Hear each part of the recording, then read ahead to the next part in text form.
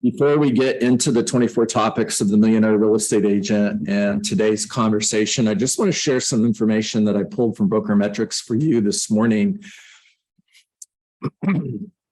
Closed units September 2022 over 2021, our closed units are down 38.7%. That's not a surprise. We've been seeing that. Here's what surprised me. I looked up listings sold, and listings sold are down also 40%. Here's the number that really did surprise me. In 2021, the sale price versus the original list price was 99.7%. That was a year ago, okay? Now, September 2022, sale price versus original list price, 92%. You guys should pay attention to that. You should really pay attention to that. We can have an entire half-hour conversation just on that, but we're not going to. Maybe another day. All right, I'm on topic 6, guys, the 80-20 rule, and we're going to be on page 28 of the Millionaire Real Estate Agent. There's your playbook. If you have it, read along, highlight along with us, and let's get started.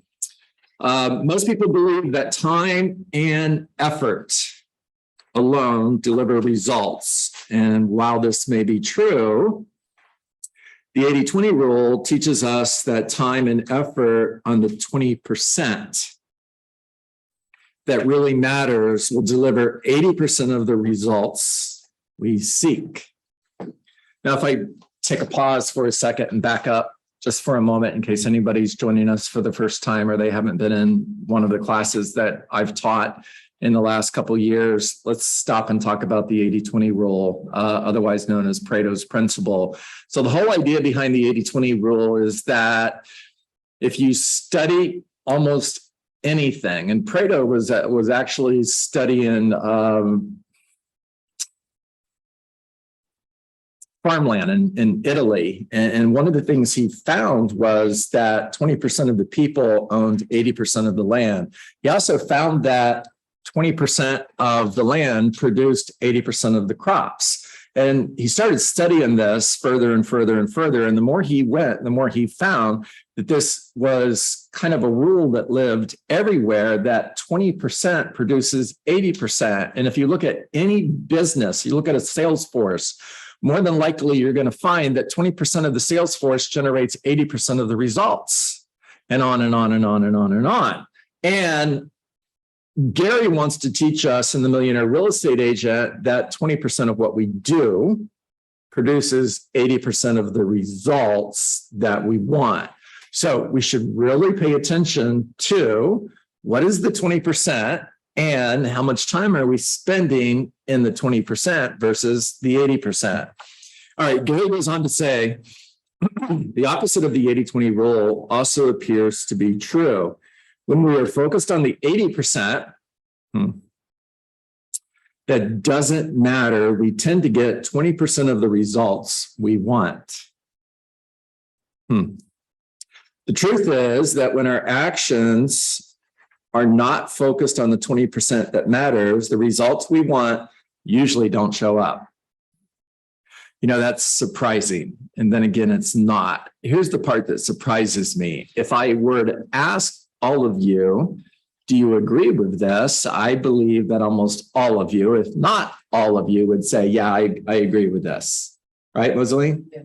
But then if I followed you around for the week, and I had a journal and I wrote down what you did and how much time you spent during the day doing what you do, what percentage of the time would you guess you spend in the 20%?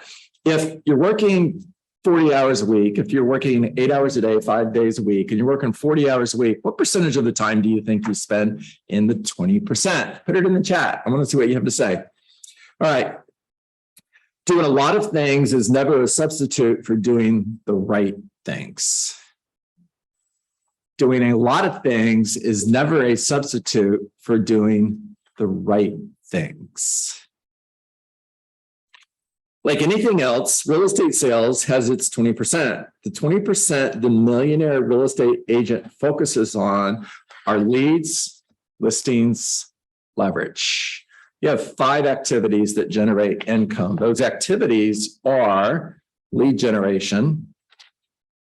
Lead follow-up is part of that. So lead generation and lead follow-up, going on appointments with buyers and sellers, taking seller listings, writing offers and negotiating contracts, and practicing and role-playing your scripts. So those are the 5 things that generate income. What percentage of the day are you spending on those 5 things?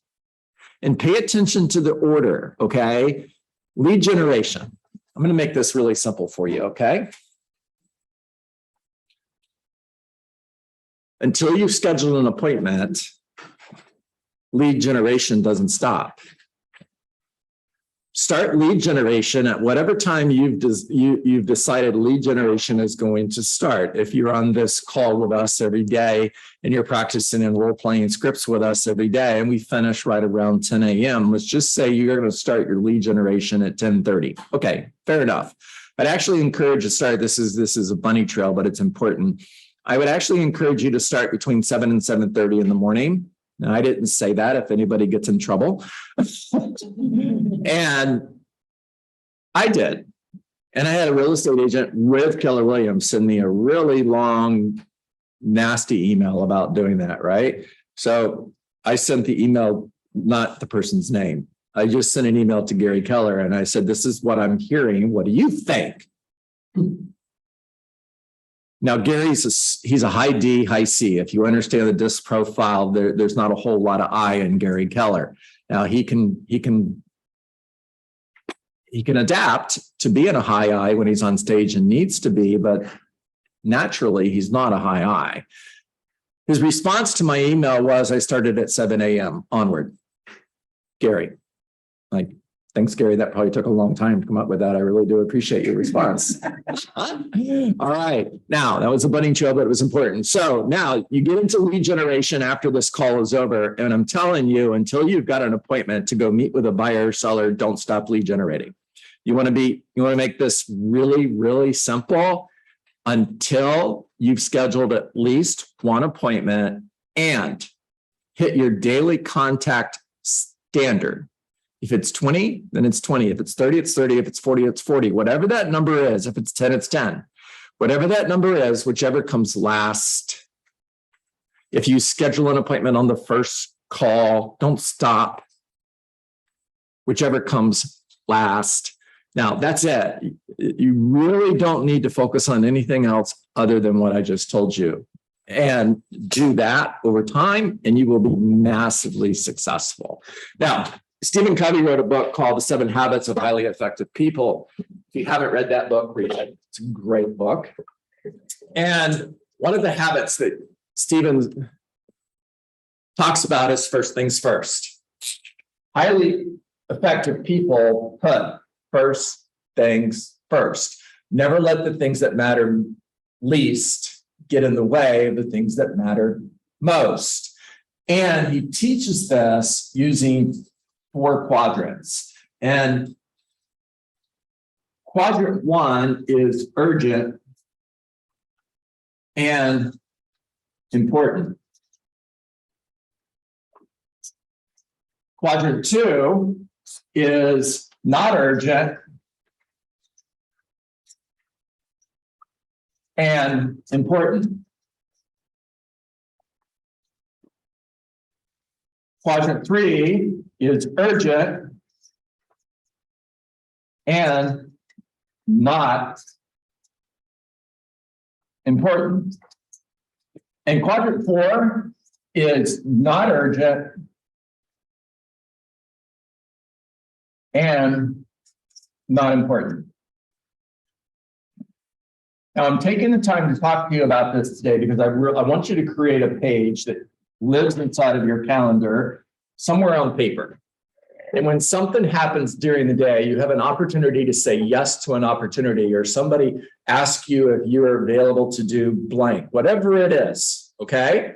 I want you to ask yourself, is the thing that I'm considering saying yes to, does it live in quadrant 1, 2, 3, or 4? If I came up to any of you and I wanted to talk to you about the football games that I watched on TV yesterday, you're in lead generation, you're making calls. And I come up and say, hey, Aaron, did you see the football game yesterday? What did you think? Where does it live? It lives right here. It's not urgent and it's not important. Okay, now if your phone rings during lead generation and you look at your phone and it's a friend or somebody, I mean, you know the person and you know why they're calling, and they're not calling to list their home. They're not calling to buy a home. You guys hear me? Yeah. They're not calling to list a home. They're not calling to buy a home. Where does that call live? It's here. It's urgent because your phone is ringing, and when your phone is ringing, it wants to be answered. When you're sitting at your desk, it's urgent, it wants to be answered, but it's not important. Now, don't misunderstand me. I'm not saying your friends aren't important. They are, but it's not part of your 20%. You can have that conversation later. You all right, Diane? Yeah. Okay, I'm just looking at you and thinking, she doesn't like what I'm saying. Okay. I love it. Now, you're sitting at your desk and you're making calls and you get a notification that somebody just responded to your Facebook post. Oh boy, somebody responded to my Facebook post. I'm so excited. I got to go look at that. It's urgent. It wants to get your attention and it's not important. It's called a distraction. Now, you get a call from one of your clients who's under contract. They're closing tomorrow. And there is a huge problem. If you don't take care of this problem, the deal's not closing.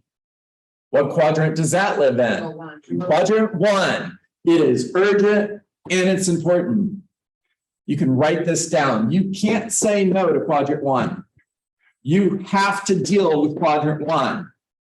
You could also write this down. The more time you spend in quadrant 1, the more burnout you're going to get.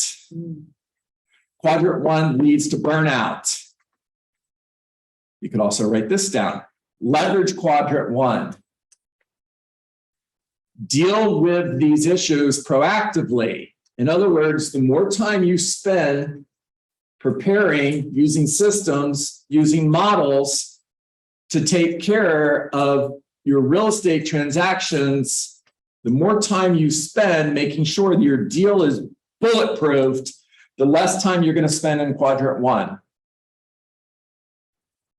Now, if you want to be more successful, if you want to take more listings and sell more homes, where do you want to spend the majority of your time? Quadrant 1, 2, 3, or 4?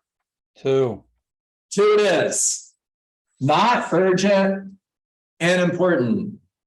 Lead generation, critically important. Urgent? No, it's not. It's not asking you, your phone is not saying, please lead generate. Nobody's going to come up to you and say, you got to lead generate, you got to lead generate, you got to lead generate. It's not urgent, but it is important. Taking a seller listing, not urgent, but important. Practicing and role playing your scripts, not urgent, but important. Now, I'm going to close with this. You want to make more money. You want to sell more homes. You want to take more listings, double the time, triple the time, quadruple the amount of time that you're spending in quadrant 2. And since you can't say no to quadrant 1, where do you find the time to spend more time in quadrant 2? By eliminating quadrant 3 and 4. You take the time away from quadrant 3, you take it away from quadrant 4, and you put that time into quadrant 2. Use leverage. Yes, at the time. Systems and models to take care of quadrant one. Say no to this, say no to this, leave that time to there, and you're gonna be more successful. It wants to be answered. It's urgent and not important. Whoever you are in Georgetown, Texas, not important. Okay, talk to me.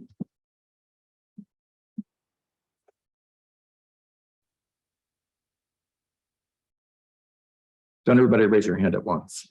It's all about time blocking. Holy cow, there's 45 of you on Zoom today. I love that. Dave, happy birthday. Everybody say happy birthday to Dave Costello. Happy It was birthday. yesterday. Birthday, Dave. Thank you. Happy birthday. Birthday. Thank you, thank you. Birthday. Diane says, No, I was words. just saying, time blocking, I struggle with it. There's a week I'll put it down and I write it down and I kind of stick to it. And then there's other weeks where, wow, I didn't even